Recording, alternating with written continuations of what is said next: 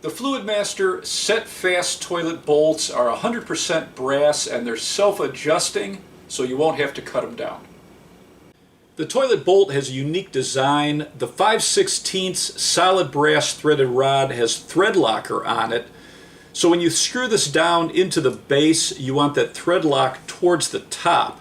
This is a no-spin design. Two of the sides are flat. When you put this into a standard toilet flange, it won't allow the bolt to spin.